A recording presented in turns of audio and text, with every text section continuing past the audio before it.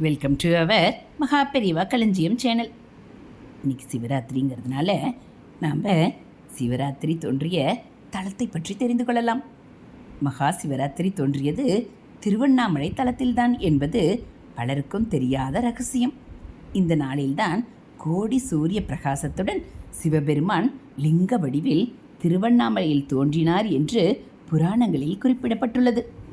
விஷ்ணுவுக்கும் பிரம்மாவுக்கும் ஒரு தடவை தம்மில் யார் பெரியவர் என்ற சண்டை ஏற்பட்டது.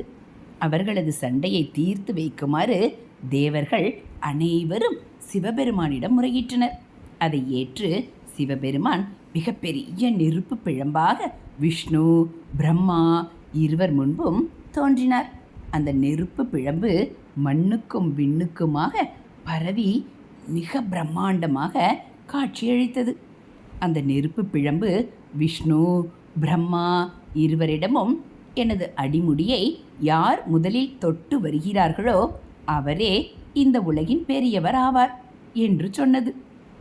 உடனே விஷ்ணு வராக உருவம் எடுத்து அந்த நெருப்பு பிழம்பின் அடியை காண்பதற்காக பூமியை துளைத்து சென்றார். பிரம்மனோ அன்ன பறவையாக மாறி நெருப்பு பிழம்பின் முடியை கண்டு வருகிறேன் என்று உயரே பறந்து சென்றார்.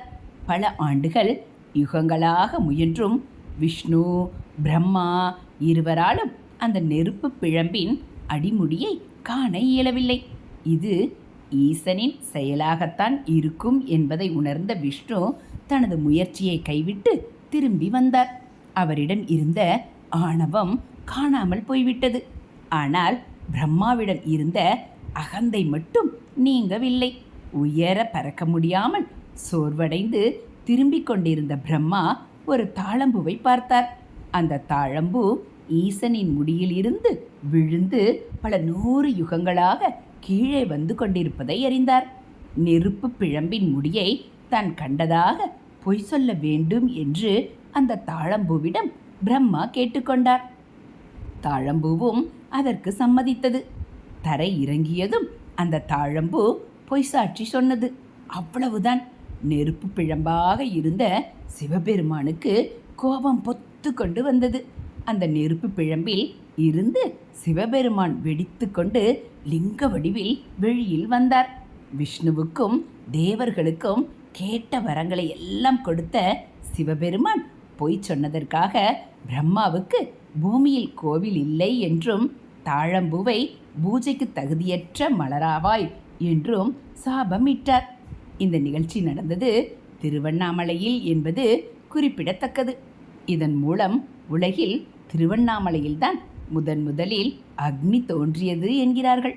இந்த அக்னியில் இருந்துதான் சூரியன் சந்திரன் பிரகாசங்கள் மற்றும் தீப ஒளிகள் தோன்றின என்று புராணங்களில் எழுதப்பட்டுள்ளது.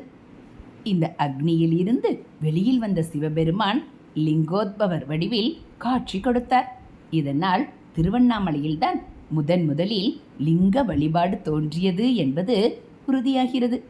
மாசி மாத சிவராத்திரி அன்று இந்த நிகழ்வு நடந்ததால் அது மகா சிவராத்திரி என்று சிறப்பித்து கூறப்படுகிறது. ஆக மகா சிவராத்திரி தோன்றிய தலம் திருவண்ணாமலையே.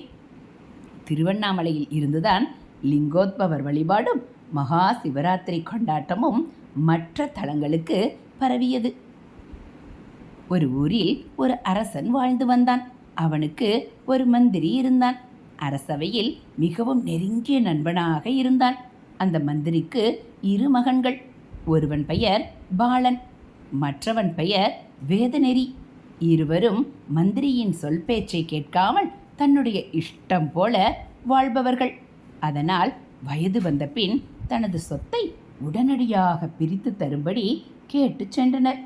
அரசனுக்கு மந்திரி மீது மிகவும் பிரியம். அவர் அறிவுத்திறமை குறித்து அரசருக்கு அவரிடம் அன்பு அதிகம். ஒரு நாள் அரசவையில் மந்திரியின் பெருமை கண்டு மந்திரிக்கு அரசன் ஒரு நவரத்தினங்களால் செய்யப்பட்ட அழகிய மோதிரத்தை பரிசாக கொடுத்தான். அன்று மந்திரி அந்த மோதிரத்தை வீட்டிற்கு எடுத்து சென்று பத்திரமாக வைத்துக்கொள் என்று தனது மனைவியிடம் ஆணையிட்டார். ஒரு நாள் இதை அறிந்து தனது வீட்டிற்கு வந்த வேதநெறி என்ற 2ஆம் அவன் வீட்டில் யாருக்கும் தெரியாமல் அந்த மோதிரத்தை எடுத்து திருடி ஒரு நாட்டிய பெண்ணுக்கு பரிசளித்தான். மறுநாள் அந்த பெண் அரசவையில் அரசன் முன் நடனம் ஆடிக்கொண்டிருக்கும் வேளையில் அவளது கையில் இருந்த மோதிரத்தை பார்த்து அரசனுக்கு மிகவும் அதிர்ச்சி.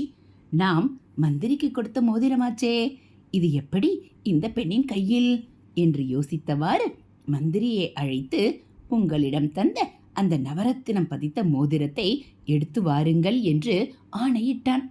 மந்திரியும் வீட்டிற்கு சென்று பார்த்தார். மோதிரம் காணவில்லை.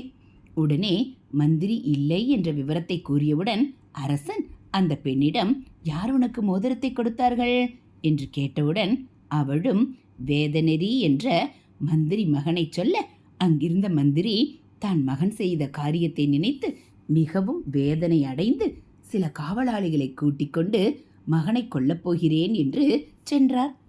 மகன் வேதநெறியும் விஷயமறிந்து வேகமாக ஓடினான். அன்று காலை ஆரம்பித்தது ஓட்டம். முடியவே இல்லை. அன்று சிவராத்திரி தினம். அவன் காலையில் இருந்து பச்சை தண்ணீர் கூட குடிக்காமல் காவலாளிகளுக்கு பயந்து ஓடிக்கொண்டே இருந்தான். இறுதியில் ஒரு சிவாலயம் வந்தது. அங்கு சிவனுக்கு சில நைவேத்தியங்களை பக்தர்கள் படைத்திருந்தனர்.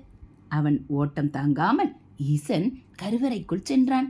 ஒரு சிறிய விளக்கு மட்டும் அணையக்கூடிய நிலையில் இருந்தது. அவன் தான் வயிற்றுப்பசி தாங்காமல் அந்த இறைவனின் அறைக்குள் ஏதேனும் நைவேத்தியம் இருக்குமா என்று அந்த விளக்கை தூண்டி பார்த்தான். தூண்டியவுடன் கோவிலில் இருந்து சிலர் அவனை அடித்தனர். அவன் சப்தம் கேட்டவுடன் எந்த பிரசாதத்தையும் சாப்பிடாமல் ஓடத் துவங்கினான். இறுதியில் பசி தாங்க முடியாமல் இறந்து போனான். உடனே அவன் இறந்த உடலை யமதூதர்கள் கூட்டிச் செல்ல வந்தனர். மறுபுறம் கைலாயத்தில் இருந்து எம்பெருமானால் தேவர்கள் அழைத்துச் செல்ல வந்தனர். யமதூதர்கள் சரியாக அவனை தொடும் வேளையில் தேவர்கள் அந்த வேத நெறியை விட்டுவிடுங்கள், அவன் கைலாயத்தில் சிவபெருமானால் அழைக்கப்பட்டிருக்கிறான் என்று சொன்னார்கள். யமதூதர்கள் அதற்கு ஏன் என்று கேட்டார்கள். அதற்கு தேவர்கள் சொன்னார்கள், அவன் இறந்த நாள் முதலில் சிவன் ராத்திரி. அன்று அவன் பச்சை தண்ணீர் கூட குடிக்கவில்லை.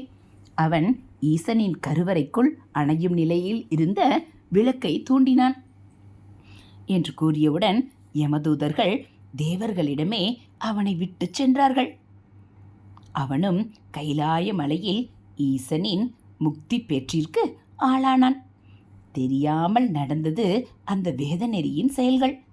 அதற்கே அவனுக்கு முக்தி கிடைத்தது என்றால் நாம் தினமும் கடவுளை மனதை ஒருமுகப்படுத்தி வழிபட்டால் இறைவனிடம் பேரருள் பெற்று முக்தி நிலையை அடையலாம். இதுபோல் ஆன்மீக கதைகளை நீங்கள் தெரிஞ்சுக்கணும் அப்படின்னா மறக்காமல் நம்ம சேனலை சப்ஸ்கிரைப் பண்ணுங்கள். கூடவே பெல் ஐக்கானை கிளிக் பண்ணி ஆளுங்கிற பட்டனையும் அழுத்திடுங்க. நம்ம சேனலில் வரக்கூடிய ஆன்மீக கதைகள் எல்லாம் உங்களுக்கு பிடிச்சிருந்தா ஒரு லைக்கும் கமெண்ட்டும் கொடுத்து உங்களுக்கு தெரிஞ்சவங்களுக்கும் ஷேர் பண்ணுங்கள். தேங்க்யூ.